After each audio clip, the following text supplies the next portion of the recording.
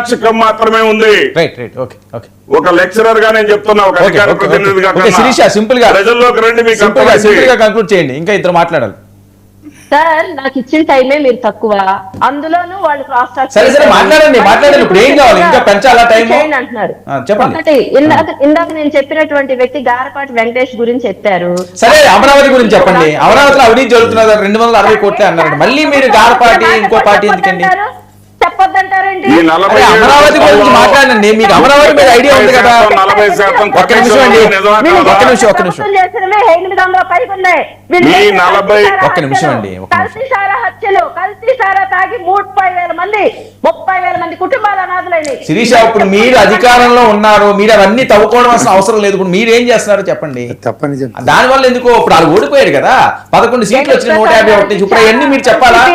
YCP topic అంతా KS Prasad గారికి ఇస్తే బాగుండేదేమో. మరి కేఎస్ ప్రసాద్ గారికి ముందు చాలా ఉత్సాహంగా ఉన్నట్టు. సరే అమరావతి పరిస్థితి అమరావతి విషయం అడిగినా ఎక్కడికో పోయి ఏదో మారుతుంది కాక మళ్ళీ కేఎస్ ప్రసాద్ అమరావతిలో రాళ్లు ఒక నిమిషం మాస్టర్ ఉండండి, ఒక నిమిషం ఊరికే.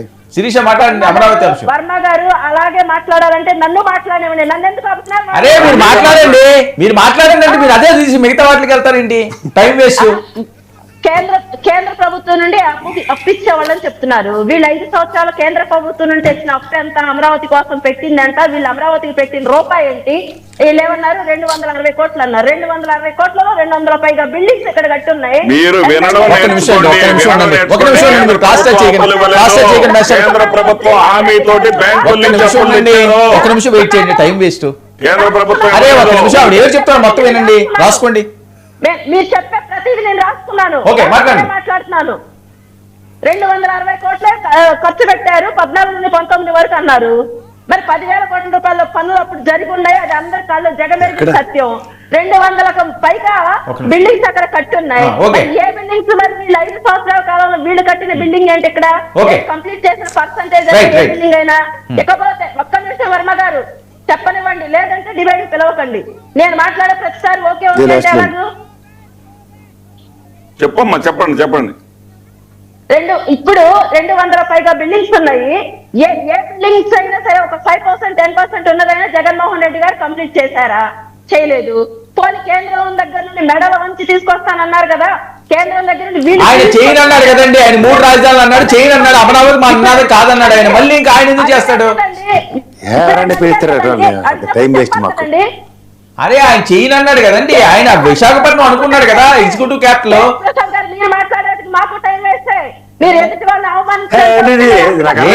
అసలు ఏం మాట్లాడుతున్నారు? ఆయన రాజధాని వద్దన్నారు కదండి. అమరావతిని ఆయన పట్టించుకోలేదు ఎప్పుడు కూడా. ఇంకా ఆయన మళ్ళీ పెట్టలేదు అంటారేంటి? పట్టించుకున్నప్పుడు అమరావతి గురించి ఎంత జరిగింది అంత జరిగిందని ఎలా మాట్లాడతారండి? అవినీతి జరుగుతున్నది అంటున్నారండి వాళ్ళు.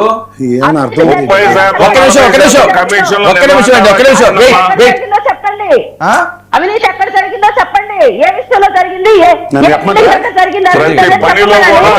సరే ఓకేలేండి, అవన్నీ ఆరోపణలండి. ఆరోపణలు అది మనం నిరూపించలేం కదా. నిరూపించండి. ఇందులో పలానా దాంట్లో ఇన్ని కోట్ల అవినీతి జరిగిందని నిరూపించమనండి. ఓకే, ఇంకేమైనా చెప్తారా సింపుల్ గా? ఒక్క మాట, మామిడికాయ అని చెప్పి మొన్నొకసారి అన్నారు. ఆ తెల్లారి చూస్తే విజయవాడ రాజధాని అంటున్నారు. మచిలీపట్నం ఆల్రెడీ సిఆర్డీఏ పరిధి 371 కిలోమీటర్లు, అంటే దరిదాపు మచిలీపట్నం వరకు వెళ్తుంది. అక్కడ వరకు వెళ్ళేప్పుడు ఇది కొత్తగా వచ్చి మామిడికాయ అని చెప్పారు. చెప్పిన తర్వాత వీళ్ళకి అమరావతి సిఆర్డీఏ పరిరక్షణ సమితి అని చెప్పి పెట్టి మా దగ్గరకు వచ్చి మా రైతుల మీద వీళ్ళ యొక్క రౌడీయిజం ఏంటి? దానికి నాకు ఆన్సర్ కావాలి. ఇప్పుడు వీళ్ళు ఆల్రెడీ వీళ్ళ స్టాండ్ మావిగన్ అన్నారు, ఆ నెక్స్ట్ డే విజయవాడ అంటున్నారు. అమరావతి అసలు మాకు కాన్సెప్ట్ లేదన్నారు. అలాంటప్పుడు ఎందుకు మళ్ళీ అమరావతిలో అవినీతి జరుగుతుందనో లేదంటే అమరావతి ఏదో జరుగుతుందో అంటారు? నిజంగా ఆధారాలతో రండి, ఆరోపణలు కాదు. ఇప్పుడు అమరావతి విషయంలో ఎవరికి అప్రహెన్షన్స్ లేవు. అమరావతి రాజధాని మా ప్రైడ్ వచ్చింది, సంతోషం, శాశ్వత గజెట్ ఇచ్చారు. కానీ ఇక్కడ దౌర్భాగ్యం వల్ల ఏంటంటే రాష్ట్ర విభజనలో రాజధాని నిర్మాణానికి కేంద్ర ప్రభుత్వ బాధ్యత ఖర్చు పెట్టాలి. మొదటి 1,500 కోట్లు ఇచ్చారు.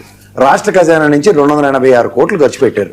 నిజంగా దేనికి ఖర్చు పెట్టారంటే ఆవిడ చెప్పినట్టు నిజంగా బిల్డింగ్లు కట్టారు, నేను కాదంటలేదు.